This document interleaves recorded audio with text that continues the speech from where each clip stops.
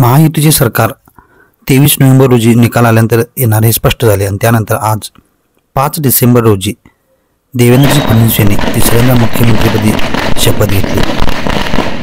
जवळपास या सर्व माहितीमध्ये सर्वात जास्त 132 जागा मिळालेल्या भाजपला मुख्यमंत्रीपद, त्याचबरोबर शिवसेनेला 57 जागा मिळाल्या आणि त्यांना उपमुख्यमंत्रीपद आणि अजितदादा पवारांना सुद्धा 41 जागा मिळाल्या आणि त्यांना उपमुख्यमंत्रीपद असा तिघांचा शपथविधी 5 डिसेंबरला संपन्न झाला। त्यानिमित्त आम्ही भारतीय जनता पार्टीचे कार्यकर्ते म्हणून आणि देवेंद्रजी फडणवीस मुख्यमंत्री झाल्याबद्दल जल्लोष करण्यासाठी फटाके आणि आतिषबाजी आणि साखर वाटपाचा कार्यक्रम गावामध्ये आयोजित केला होता।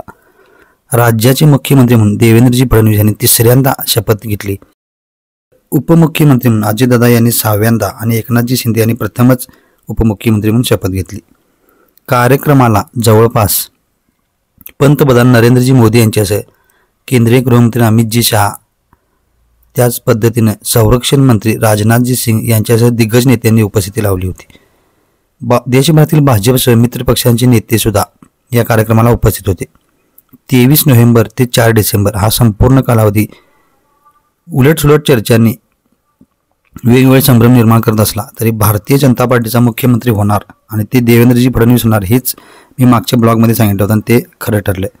त्यानिमित्त आम्ही उत्तूरच्या स्टँडवर साखर वाटप, नागरिकांशी संवाद आणि त्यांच्या प्रतिक्रिया असा संयुक्त कार्यक्रम आयोजित केला। बरोबर संध्याकाळी शपथविधी झाला आणि 7-7:30ला आम्ही साखर वाटपाचं आयोजन केलं होतं। जे नागरिक वाटेत भेटतील त्यांना थांबवून, जे तिथे थांबले असतील त्यांना जाऊन साखर देणे आणि एकंदर त्यांच्या मनातल्या प्रतिक्रिया जाणून घेणे अशी ही आमची पूर्ण कार्यक्रमाची रूपरेषा होती। सगळ्यात महत्त्वाचं म्हणजे नरेंद्रजी मोदी पंतप्रधान झाल्यानंतर सुद्धा असा साखर वाटप आम्ही केलं होतं आणि महायुती सरकार निवडणुकीमध्ये जास्त जागा विधानसभेच्या जिंकल्यानंतर सुद्धा अशाच पद्धतीचं नियोजन आम्ही केलं होतं। याच्यामुळे काय होतं, तुमचा आनंद तुम्ही ज्या लोकांच्या मुळे तुम्ही निवडून आलाय त्या लोकांपर्यंत पोहोचवण्यासाठी ही एक संधी असते आणि लोकांच्या काय प्रतिक्रिया आहेत हे जाणून घेण्याची तुम्हाला एक चांगली संधी चालून येते।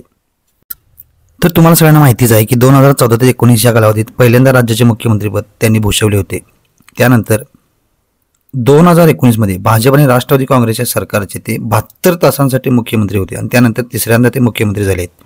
मी पुन्हा येईन ही त्यांची घोषणा त्यावेळी खूप गाजली होती आणि त्याच्या विरोधकांनी त्याच्यावर टीका पण केली होती, पण त्या टीकेला त्यांनी 288 पैकी 236 जागांवर महायुतीचा विजय मिळवून कामातून उत्तर दिलं आणि तेच काम जनतेपर्यंत पोचलं आणि त्या कामामुळेच भारतीय जनता पार्टी, शिवसेना आणि राष्ट्रवादी काँग्रेस या पक्षाचं महायुती सरकार अस्तित्वात आलं। शपथविधीनंतर बोलताना देवेंद्रजी म्हणाले की मागच्या वेळी आम्ही आलो तेव्हा 50 ओव्हरची मॅच होती, अजितदादा पवार आले तेव्हा आम्ही 2020ची मॅच झाली आणि आता ही टेस्ट मॅच आहे असं म्हटले। फडणवीस साहेब आज पुण्यांदा मुख्यमंत्री झाले। 2019ला ज्यावेळी झालं त्यावेळी तिने सांगितलं पुन्हा येणार, आताही पुन्हा आले आणि बहुमतानं आले आणि इथून पुढे साहेबांशिवाय पर्याय नाही। तिसऱ्यांदा मुख्यमंत्रीपदी निवड झालेली आहे। इतक्या वर्षाचा संघर्ष हे आज महायुतीच्या सत्तेच्या रूपाने आपल्याला एक चांगलं फळ मिळालं आणि जनतेचा विकास आणि जनतेची, सामान्य लोकांची जी काही कामं आहेत ती जास्तीत जास्त व्हावी, कोणतंही गट तट पक्ष न बघता यासाठी आपण सर्वांनी जे बहुमत महायुतीला दिलं त्याबद्दल आपल्या सर्वांचा आभार मानतो। महायुतीचा कार्यकर्ता या सगळ्यांनी जे प्रामाणिक प्रयत्न केले आणि आपले विचार लोकांपर्यंत पोहोचवले त्यामुळे शक्य झाले, त्याबद्दल आज साखर वाटप आपण केलं। आपण अशाच पद्धतीनं देवेंद्रजींना 5 वर्ष ताकद देऊया आणि प्रत्येक नागरिकांपर्यंत आपले विचार पोहोचूया असं मी इथं मत व्यक्त करतो आणि आपल्या सर्वांचा आभार मानतो। धन्यवाद।